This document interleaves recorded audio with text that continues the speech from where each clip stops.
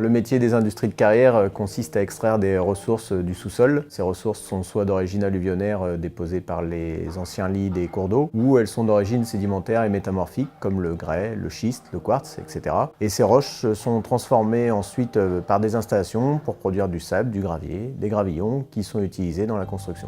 Nos adhérents, nos entreprises ont commencé à aussi se positionner sur des matériaux dits alternatifs. La plus exploitée et la plus utilisée, ce sont les granulats recyclés, qui sont des matériaux qui proviennent de la transformation des déchets inertes du BTP. C'est quelque chose qui a démarré il y a une vingtaine d'années. Et aujourd'hui, par contre, on voit que dans tout le territoire normand, à chaque phase de déconstruction, il y a un tri, il y a un séquençage dans le démontage pour essayer de trier au mieux et de valoriser chaque matériau. Et récemment, le plan régional de prévention et de gestion des déchets du BTP de la Normandie, approuvé par la région Normandie, encourage au développement du granulat recyclé.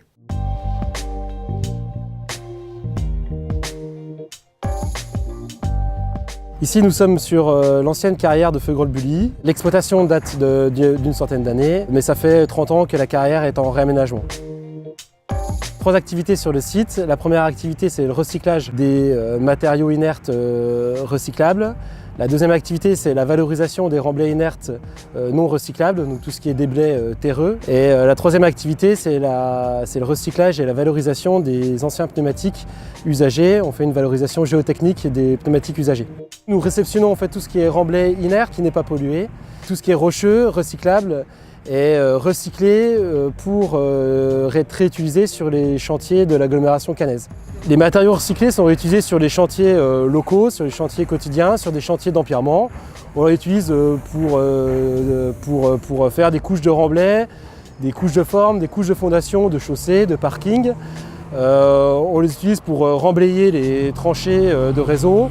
On peut pratiquement les utiliser sur tous les domaines de nos chantiers quotidiens. C'est une filière d'avenir. On peut encore, je pense, largement s'améliorer sur le recyclage des matériaux. Il reste encore une belle marge de progression pour les matériaux recyclés dans l'agglomération caennaise en particulier. L'utilisation de granulats recyclés permet d'optimiser et d'économiser la ressource naturelle. Aujourd'hui, un carrier travaille sur du long terme. Le but et l'idée de toutes les industries de carrière n'est pas de consommer le gisement existant, il est au contraire de le pérenniser. Et donc vraiment la volonté des industries de carrière est d'économiser cette ressource et d'optimiser au mieux l'utilisation des matériaux en ayant une panoplie de matériaux divers et variés, des matériaux naturels et des matériaux recyclés ou d'autres types de matériaux alternatifs.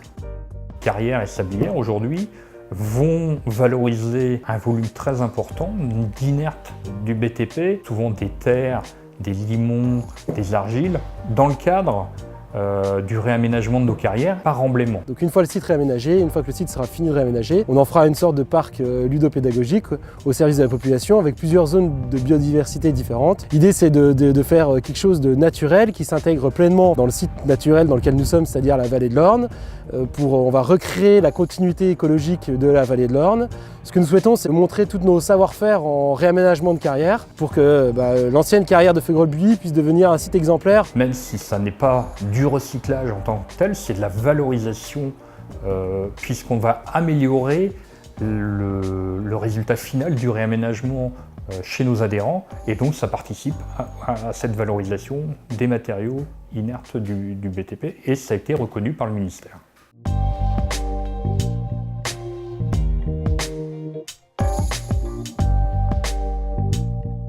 Ici, on est en vallée de Seine, tout proche des Andelys, sur une exploitation de carrière. Une carrière alluvionnaire que l'on exploite depuis 1995, et on est autorisé jusqu'en 2034 à exploiter et à remblayer avec des matériaux inertes pour un retour au terrain naturel d'origine. Donc sur ce site, on exploite donc le gisement pour la fabrication de gravier et de sable à destination des centrales à béton. Et la deuxième activité principale sur le site, c'est l'activité de remblai par l'apport de matériaux inertes.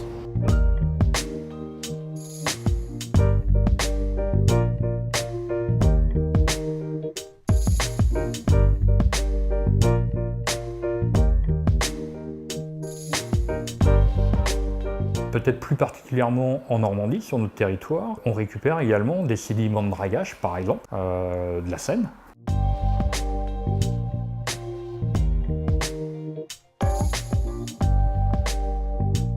Nous sommes à Éville-sur-Seine, où la société Carrières et Ballastières de Normandie exploite une carrière. Il y aura sur le site un réaménagement coordonné par comblement donc des plans d'eau avec des sédiments de dragage de la Seine. C'est une opération qui était au départ mise en route, je dirais, par le port autonome de Rouen.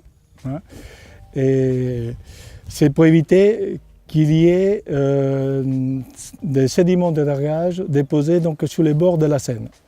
D'où la nécessité de trouver donc, des sites, donc, notamment les plans d'eau qui se trouvent sur la boucle de la Seine, hein, et pour mettre les sédiments de dragage, d'entretien de la Seine.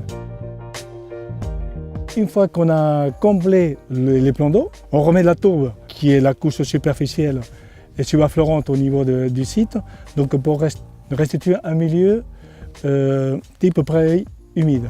Il s'agit de restaurer un milieu qui, au départ, donc, était destiné à créer des plans d'eau. Donc là, on restitue un milieu humide, donc avec la restitution de ces prairies. C'est-à-dire qu'on rentre dans ce qu'on appelle donc, du développement durable, je dirais, et la restitution et restauration, je dirais, d'un milieu. Je pense qu'on peut effectivement positionner nos activités dans le cadre d'une économie circulaire. Pour nous, l'économie circulaire, elle passe par 3 items. Tout d'abord, la notion de proximité d'approvisionnement. Éviter les transports sur de longues distances. Et on insiste énormément sur le réseau de carrières qui est existant sur le territoire, qui permet d'approvisionner sur des distances de l'ordre de 25 à 40 km, donc qui limite les nuisances environnementales et les coûts associés au transport. Le second point, l'économie de ressources naturelles qui passe donc par le recyclage de granulats et l'utilisation d'autres ressources alternatives. Compléter le panel de matériaux disponibles et quelque part en soi une économie circulaire avec le recyclage et la réutilisation des matériaux inertes issus de la déconstruction. Les déchets inertes produits par le BTP sur le territoire normand, de mémoire, c'est 3,8 millions de tonnes. Sur ces 3,8 millions de tonnes de production d'inertes, on a réussi à identifier qu'il y avait 2,8 millions qui étaient valorisés. Dont 1 million de tonnes en granulats recyclés et 1,8 million de tonnes par le biais du réaménagement de carrières. Ce qui fait qu'aujourd'hui, le taux de valorisation des déchets inertes, il est de l'ordre de 70% sur la Normandie. Et les efforts de la profession sont apportés sur les 30% restants. Donc on a une partie qui est aujourd'hui envoyée vers des installations illicites qu'il faut mieux capter dans nos installations et une partie qui est envoyée vers des installations de stockage qui restent encore quelquefois valorisables. Toutefois, gardons bien à l'esprit que tous les matériaux inertes ne seront pas valorisables. Et enfin, le troisième point fort de nos activités pour l'économie circulaire, c'est l'ancrage territorial.